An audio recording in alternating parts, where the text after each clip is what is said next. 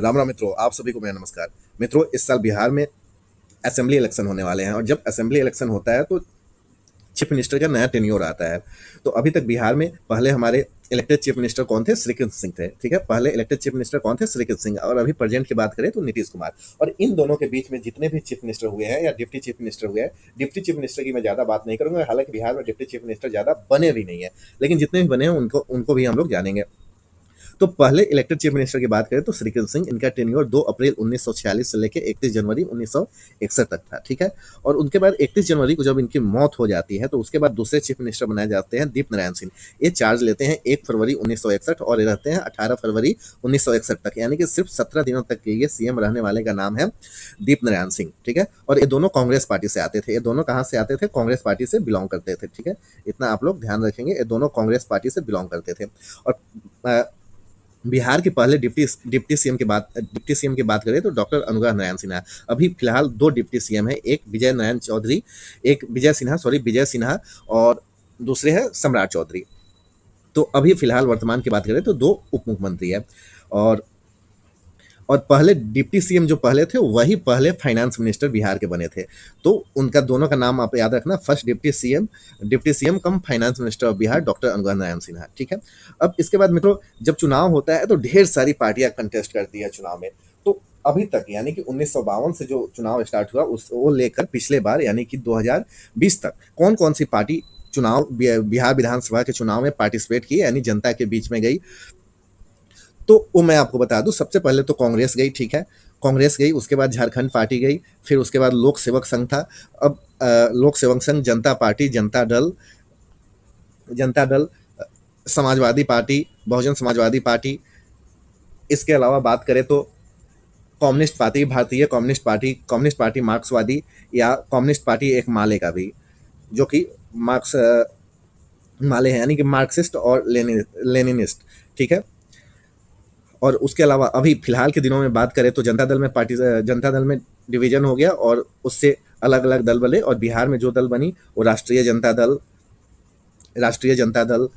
फिर जनता दल यूनाइटेड, या रामविलास की जो पार्टी थी लोक जनशक्ति पार्टी, जो कि अभी फिलहाल दो दो धड़ों में बट गई है, और एक जॉर्ज फर्नांडिस साहब की पार्टी हुआ करती थी, समता पार्टी। तो ये सब पार्टियां थी जो बिहार विधानसभा में पार्टिसिपेट की है। और अभी फिलहाल के दिनों में अभी मेजर जो पार्टी है वो बीजेपी है, कांग्रेस है, जेडीयू है, आरजेडी है। इसके अलावा उपेंद्र कुशवाहा की पार्टी है, मुकेश सहनी की पार्टी है, और नए नए अभी प्रशांत किशोर आए हैं जिनकी पार्टी का नाम है जन सुराज। तो ये ढेर सारी पार्टी है, लेकिन मेन जो इनका लड़ाई होता है वो जनता दल यूनाइटेड, राष्ट्रीय जनता दल और भारतीय जनता पार्टी, इन्हीं तीनों को जनता अपना विश्वास देती है।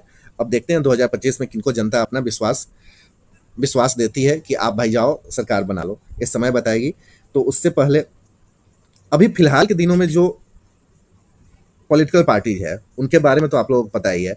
जो पुरानी पार्टियां और जो खत्म हो गई है और जिनसे क्वेश्चन शायद बन सकते हैं, वो मैं आपको बता दूं। मित्रों, झारखंड पार्टी करके था। तो ये झारखंड पार्टी 5 मार्च 1949 को बनाए थे, और किसने बनाया था? जयपाल सिंह मुंडा ने बनाया था। ठीक है, और इनकी कहानी मैं बता दूं, ये इन्होंने पार्टिसिपेट किया था 1952 में, फिर 57 में, फिर 62 में। 3 चुनाव में लगभग इन्होंने पार्टिसिपेट किया था। और इसके अलावा 1955 में इन्होंने एक ज्ञापन सौंपा था कि झारखंड नाम से एक अलग राज्य को बनाया जाए, लेकिन उस समय इनके डिमांड को नेग्लेक्ट कर दिया गया भाषाई और आर्थिक आधार पे कि भाई आप नहीं बना सकते हैं अलग राज्य। ठीक है, और इससे पहले 1955 में इन्होंने तो ज्ञापन सौंपा ही था। इससे पहले 1940 में भी, एक बार इसको हटा दो, इससे पहले 1940 में भी जब रामगढ़ में अधिवेशन हुआ था कांग्रेस पार्टी की, तो अधिवेशन हर साल हुआ करती थी।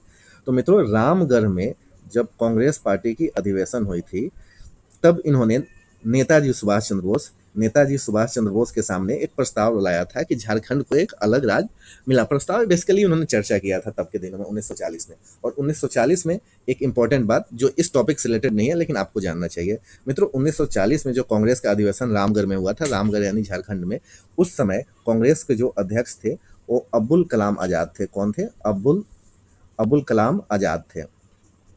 ठीक है, और जिनके साथ इन्होंने चर्चा की थी एक अलग स्टेट बनाने का 1900 नेताजी सुभाष चंद्र बोस के साथ, वो वो दो बार यहाँ के दो बार कांग्रेस के चीफ रह चुके हैं, एक 1938 में और दूसरा 1939 में।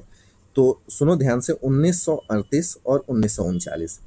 तो 1938 में इन्होंने तो जीत जीत 1939 दो बार ये जीत के आए थे। तो 1938 का जो अधिवेशन था, 1938 का जो अधिवेशन था वो हरिपुरा में था। ध्यान रखना, वो हरिपुरा में था। कहाँ पे था? हरिपुरा में। हरिपुरा। और जो 1939 का अधिवेशन था वो त्रिपुरी में था। तो 1939 का जो चुनाव नेताजी जीते थे वो महात्मा गांधी के विल के अगेंस्ट जीते थे, क्योंकि महात्मा गांधी का मन नहीं था ये चुनाव लड़े।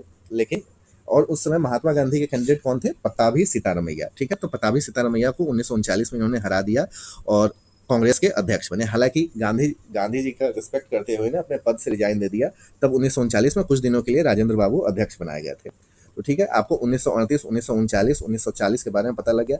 अब क्या है कि 1941 से 45 के बीच कोई कांग्रेस की मीटिंग नहीं हुई। ठीक है, तो और इस समय अध्यक्ष वही रह गए जो 40 के अध्यक्ष थे, अबुल कलाम आजाद। 1946 और 1947 के बारे में भी लगे हाथ आप जान लो। तो 1947 में राजेंद्र बाबू बने थे जो भारत के प्रथम राष्ट्रपति बने। और 1946 में कौन बने थे? जीवत राम भगवान दास कृपलानी। ठीक है, तो 1938 से लेकर 1947 तक मैं आपको कांग्रेस का बता दिया कि कहाँ कहाँ इसका अधिवेशन हुआ और कौन कौन इसके अध्यक्ष रहे। ठीक है, तो फिर टॉपिक पे आते हैं। झारखंड पार्टी के बारे में मैंने आप लोगों को बता दिया। ठीक है, अब एक और पार्टी थी लोक सेवक संघ। ठीक है, जो 1952 का चुनाव लड़ती है बिहार में और उसके बाद से चुनाव लड़ती है वेस्ट बंगाल असेंबली कॉन्स्टिट्यूंसी में चुनाव लड़ती है। कहानी यूँ है कि इनका जब ये पार्टी बनी थी तब से सिर्फ पुरुलिया करके एक जिले है जहाँ पे एक बार आर्म्स की तस्करी हुई थी। मतलब एक विमान आया था और ऊपर से ढेर सारी गन्स को ऊपर से ड्रॉप करके चला गया था, जिसमें AK-47, AK-57, AK-56, AK-47, AK-56 ये सब सारी आर्म्स थी। बहुत सारी मतलब भयंकर आर्म्स थी उस समय। ठीक है, तो ये 1948 में बनी थी, जिनको हम मानभूम लोक सेवक भी नाम पार्टी से जानते हैं। तो ये बेसिकली पुरुलिया डिस्ट्रिक्ट में ही अपना राजनीति करती थी। तो इनका जो मानना था कि जो बंगाली स्पीकिंग पीपल है जो बिहार में आ गए हैं, क्योंकि बंटवारा तो हो चुका था दो बार बिहार का, एक 1912 में और फिर 1935 के आसपास में हुआ था। तो और यहाँ पे बंगाली स्पीकिंग पीपल लोग थे वो बिहार में थे। तो इस पॉलिटिकल पार्टी का मन था कि जितने भी बंगाली बोलने वाले लोग हैं वो वेस्ट बंगाल में शामिल हो जाए। इसके लिए इन्होंने आंदोलन किया और आंदोलन किया। जब 1956 में स्टेट रीऑर्गेनाइजेशन एक्ट आया जिसमें भाषा के आधार पर राज्य बनने लगे और पहला राज्य कौन सा बना था? आंध्र प्रदेश बना था। तब इन लोगों को और स्ट्रॉन्ग फीलिंग आई कि नहीं, अब हम भी बिहार से बंगाल में शिफ्ट हो सकते हैं। और हुआ ऐसा ही, इन्होंने आंदोलन उग्र किया और जितने भी वहाँ पे अब हालांकि अब बिहार से लगा हुआ नहीं है क्योंकि बिहार का बंटवारा हो गया है और झारखंड से है। तो अब ये नेबर किसके हैं? झारखंड के। तो इनको बिहार से काट के बंगाल में जोड़ दिया गया। कहाँ पे? जहाँ पे इनका प्रभुत्व था, इस पार्टी का प्रभुत्व था, वहाँ के लोगों को काट के, इनफैक्ट वहाँ के एरिया को काट के बंगाल में ही जोड़ दिया गया। तो ये बेसिक पार्टी के बारे में थोड़ा बहुत मैं आपको बता दिया। अब सेकेंड तक बता दिया। मैं तो थर्ड जो सीएम बने थे पंडित विनोदानंद झा। तो आपसे पूछा जाए कि 17 दिनों के लिए चीफ मिनिस्टर रहने वाले व्यक्ति का नाम बताओ, तो दीपनारायण सिंह, उसके बाद विनोदानंद झा 18 फरवरी से लेकर 20 अक्टूबर 1963 तक बनते हैं। मित्रों, श्री बाबू के बाद से 1990 तक कोई 5 साल तक के लिए चीफ मिनिस्टर बना ही नहीं था। आगे आप पढ़ोगे और जानोगे। और उसके बाद चौथे नंबर पे आते हैं कृष्ण वल्लभ सहाय। ये 20 अक्टूबर 1963 से 5 मार्च 1967 तक आते हैं। अगेन ये 5 साल तक अपना टर्म पूरा नहीं कर पाते हैं। जो पांचवें जो मुख्यमंत्री बनते हैं ये गैर कांग्रेसी दल के होते हैं और ये जन क्रांति दल से आते हैं। ठीक है, तो ये 5 मार्च 1967 को ये शपथ लेते हैं और इनका टेन्योर 28 जनवरी 1968 तक चलता है। देन उनके बाद सतीश प्रसाद सिंह आते हैं और इनकी पार्टी और बदल जाती है। ये दूसरी ऐसे पार्टी के मुख्यमंत्री बनते हैं जिनका मतलब कांग्रेस से कोई नाता नहीं होता है, मतलब गैर कांग्रेसी दल के होते हैं, संयुक्त सोशलिस्ट पार्टी। तो ये 28 जनवरी 1968 को बनते हैं और इनका टेन्योर काफ़ी कम होता है, 1 फरवरी 1968 तक। फिर उसके बाद बिंदेश्वरी प्रसाद मंडल बनाए जाते हैं 2 मार्च 1968 से लेकर 2 मार्च 1968 तक इनका टेन्योर होता है और शुरुआत होता है 1 फरवरी 1968 तक। अगेन ये सामूहिक सोशलिस्ट पार्टी से आते हैं। इसके बाद भोला पासवान शास्त्री, अगेन कांग्रेस बहुमत में आती है और मुख्यमंत्री बनाए जाते हैं भोला पासवान शास्त्री। 22 मार्च 1968 को ये शपथ लेते हैं और 29 जून 1968 तक ये अपने गद्दी पे बैठते हैं, यानी कुर्सी पे बैठते हैं। इसके बाद बिहार में पहली बार प्रेसिडेंट रूल लगता है, ठीक है। प्रेसिडेंट रूल लगता है जो तकरीबन 8 महीने तक चलता है, 29 जनवरी से लेके 26 फरवरी 1969 तक। अब राष्ट्रपति शासन खत्म होता है तो चीफ मिनिस्टर बनते हैं हरिहर सिंह। इनका टेन्योर भी कोई खास नहीं रहता है, 26 फरवरी 1969 से लेकर 22 जून 1969 तक के लिए ये चीफ मिनिस्टर रहते हैं, ठीक है। और भोला पासवान शास्त्री अगेन से चीफ मिनिस्टर बनते हैं बिहार के, एक कांग्रेस पार्टी से ही है। ये 22 जून 1969 से लेकर बेहद ही कम दिनों के लिए 4 जुलाई 1969 तक ये चीफ मिनिस्टर रहते हैं। और इसी दरमियान सेकेंड प्रेसिडेंट रूल लग जाती है जो कि तकरीबन 7 महीने तक चलता है, यानी 6 जुलाई 1969 से लेके 6 फरवरी 1970 तक। अब इसके बाद दरोगा राय आते हैं, दरोगा प्रसाद राय। ये भी कांग्रेस पार्टी से इनका रिलेशन रहता है। 16 फरवरी 1970 को ये चार्ज लेते हैं और 22 दिसंबर 1977 को एक मुख्यमंत्री के गद्दी से हट जाते हैं। इसके बाद जननायक कर्पूरी ठाकुर हमारे बिहार के मुख्यमंत्री बनते हैं जो कि सोशलिस्ट पार्टी के नेता है। और पहली बार कर्पूरी ठाकुर को जननायक किसने बोला था, तो युवा तर्क चंद्रशेखर जी ने, या युवा तर्क चंद्रशेखर सिंह ने पहली बार कर्पूरी ठाकुर को जननायक बोला था। तो ये 22 दिसंबर 1977 से लेके 2 जून 1971 तक ये बिहार के चीफ मिनिस्टर रहते हैं। फिर उसके बाद भोला पासवान शास्त्री अगेन बनाए जाते हैं, यानी कि भोला पासवान शास्त्री का छोटा छोटा करके ये तीसरा टर्म होगा। 2 जून 1971 को चार्ज लेते हैं और 9 जून 1972 को राष्ट्रपति शासन लग जाती है, तो ये मुख्यमंत्री नहीं रह पाते हैं। तो जो तीसरा प्रेसिडेंट लगता है 9 जनवरी 1972 से लेकर 19 मार्च 1972 तक, यानी अब की बार सिर्फ 2 महीने 10 दिन के लिए प्रेसिडेंट रूल लगता है। अब अगली बार केदार पांडे आते हैं जो कि शायद से रेल मंत्री भी बने थे, एक कांग्रेस पार्टी की है। 19 मार्च 69 से लेकर 2 जुलाई 1973 तक बिहार के मुख्यमंत्री रहते हैं। उसके बाद पहला मुस्लिम नेता बिहार के मुख्यमंत्री के गद्दी पे बैठता है, अब्दुल गफ्फार जिनका नाम है। 2 जुलाई 1973 को ये शपथ लेते हैं और 11 अप्रैल 1975 तक ये रहते हैं, ठीक है। उसके बाद जगन्नाथ मिश्रा मुख्यमंत्री बनाए जाते हैं, ठीक है, जिनका अक्सर चारा घोटाला में नाम आया करता है लालू यादव जी के साथ। तो 11 अप्रैल 1975 से 30 अप्रैल 1977 तक ये बिहार के मुख्यमंत्री रहते हैं। और फिर इसी समय प्रेसिडेंट रूल लग जाता है 1977 अप्रैल से लेकर 24 जून 1977 तक, यानी कि अब तक बिहार में 4 बार प्रेसिडेंट रूल लग चुके हैं। अब आगे आते हैं, कर्पूरी ठाकुर जी दूसरी बार मुख्यमंत्री बनते हैं, ठीक है। तो यहाँ देखो, कर्पूरी ठाकुर जो पहली बार मुख्यमंत्री बने थे 1977 में, तब वो सोशलिस्ट पार्टी से थे। और जब अब की बार दूसरी बार जब ये मुख्यमंत्री बन रहे हैं तो ये जनता पार्टी के हो जाते हैं। और इनका टेन्योर होता है 24 जून 1977 से 21 अप्रैल 1979 तक, ठीक है। उसके बाद राम सुंदर दास एक दलित समाज से आते हैं। तो राम सुंदर दास 21 अप्रैल 1979 को बिहार के चीफ मिनिस्टर बनते हैं और 17 फरवरी 1980 तक ये चीफ मिनिस्टर रहते हैं। इनका भी संबंध जनता पार्टी से था। और इसी समय 17 फरवरी को ही अगेन प्रेसिडेंट रूल लग जाती है, जो कि 8 जून 4 महीने तक प्रेसिडेंट रूल लगता है। और फिर जगन्नाथ मिश्रा को मुख्यमंत्री बनाया जाता है 8 जून 1980 से। और इस समय 3 साल से भी ज़्यादा समय के लिए मुख्यमंत्री रह जाते हैं 1983, ठीक है। अब 1983 में चंद्रशेखर सिंह को मुख्यमंत्री बनाया जाता है, जो कि 22 मार्च 1985 तक मुख्यमंत्री रहते हैं। और ये आईएनसी यानी कि इंडियन नेशनल कांग्रेस से है। अब बिंदेश्वरी दुबे बनाए जाते हैं चंद्रशेखर सिंह जी के बाद 12 मार्च से लेकर 13 फरवरी 1988 तक रहते हैं। इनका टेन्योर कुछ अच्छा खासा दिन तक है। उसके बाद भगवती झा आज़ाद बनाए जाते हैं, अगेन आईएनसी के है, यानी इंडियन नेशनल कांग्रेस, जिनके अभी सुपुत्र है कीर्ति झा आज़ाद, जो कि अभी बंगाल के किसी लोकसभा क्षेत्र से सांसद है। तो इनका टेन्योर था 13 फरवरी 1968 से लेकर 13 फरवरी 1988 से लेकर 10 मार्च 1989 तक।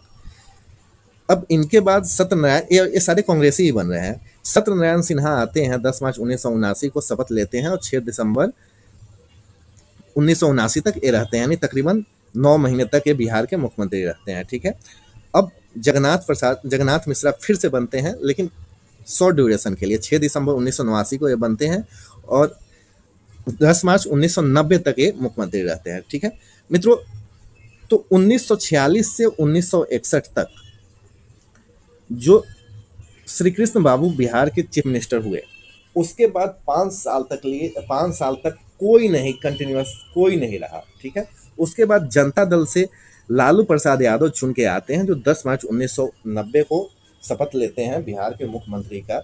ये 28 मार्च 1995 तक बिहार के मुख्यमंत्री रहते हैं। ठीक है, और इसके बाद प्रेसिडेंट रूल लग जाती है 28 मार्च 1995 को, जो कि 4 अप्रैल 1995 तक रहता है।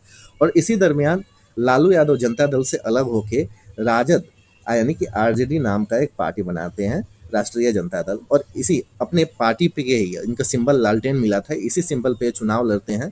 तब बिहार झारखंड एक कंबाइन था और ये लगभग 140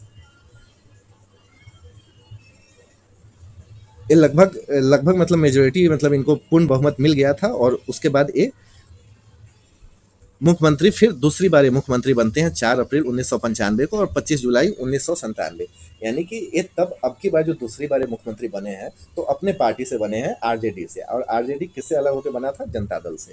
ठीक है, और इसी समय इनकी गिरफ्तारी हो जाती है 25 जुलाई 1997 को।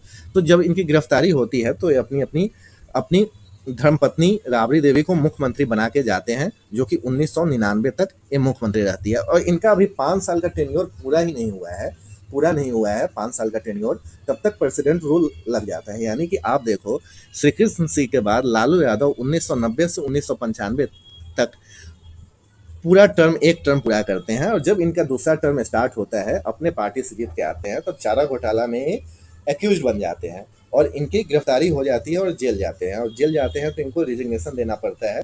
तो रिजिग्नेशन ये देते हैं, लेकिन अपनी पत्नी राबड़ी देवी को एमएलसी बना के बिहार के मुख्यमंत्री के गद्दी पर बैठा देते हैं। तो ये तकरीबन 2 साल तक मुख्यमंत्री रहती है, 2 साल से कम ही समय तक। तब तक प्रेसिडेंट रूल लग जाता है और उसके बाद फिर चुनाव होता है। तो उसके बाद राबड़ी देवी काफ़ी कम समय के लिए मुख्यमंत्री बनती हैं, 9 मार्च 1900। इस समय नीतीश कुमार भी कम समय के लिए मुख्यमंत्री बनते हैं, तो मैं दोनों का आपको बता देता हूँ। राबड़ी देवी 9 मार्च 1999 से लेकर 2 मार्च 2000 तक ये मुख्यमंत्री रहती है, यानी तकरीबन 1 साल तक। उसके बाद नीतीश कुमार सिर्फ 7 दिन के लिए बनता है। एक मैं आपको बताया 17 दिन के लिए, 17 दिन वाले कौन थे? दीप्त नारायण सिंह। और उसके बाद नीतीश कुमार जब पहली बार मुख्यमंत्री बनते हैं तो ये 7 दिन के लिए बनते हैं, 3 मार्च 2000 से 10 मार्च 2000। और ये समता पार्टी होती है, पार्टी भी याद रखना, ये समता पार्टी होती है। ठीक है,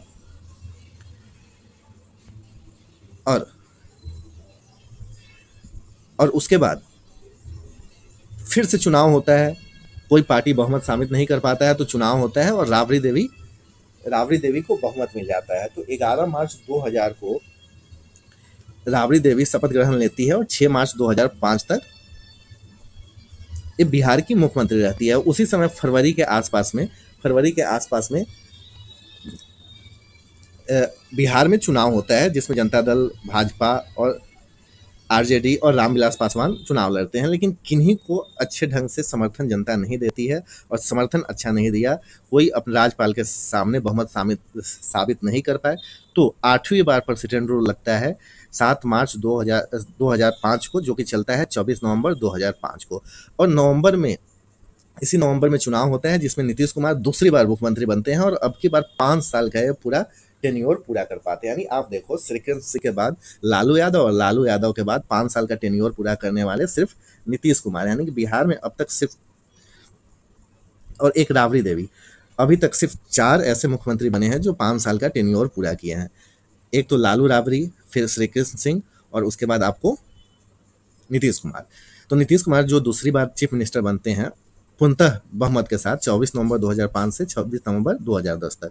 फिर 2010 में उससे भी ज़्यादा सीट लेके आते हैं और मुख्यमंत्री बनते हैं, लेकिन 2014 में रिजिग्नेशन देके जीतन राम मांझी को जीतन राम मांझी को 9 महीने के लिए मुख्यमंत्री बनाते हैं। फिर इन दोनों के बीच में अनबन होती है और नीतीश कुमार फिर कांग्रेस के सपोर्ट से, आरजेडी के सपोर्ट से मुख्यमंत्री बनते हैं और 20 नवंबर 2015 तक मुख्यमंत्री रहते हैं। फिर चुनाव होती है, आरजेडी के साथ गठबंधन से चुनाव लड़ते हैं।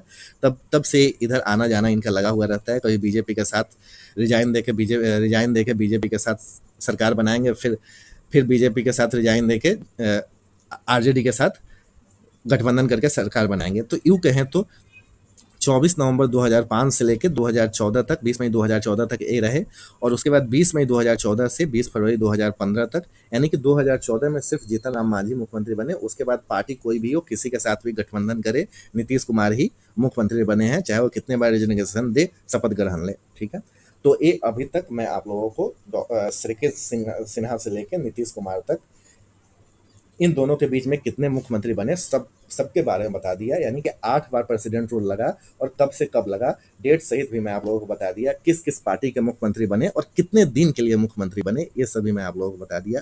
कौन कौन सी पार्टियां कंटेस्ट करती है बिहार में, या पास्ट में भी कौन कौन सी पार्टियां कंटेस्ट करी थी, वो कौन सी पार्टियां थी जो कंटेस्ट करी थी 14-15 साल के लिए और खत्म हो गया, लेकिन एग्जाम में चूंकि पूछे जा सकते हैं इसलिए मैंने उससे भी आपको बता दिया। तो ये टॉपिक कैसा लगा आपको, आप लोग जरूर बताइए। मिलते हैं अगले सेशन में। जय हिंद, जय भारत।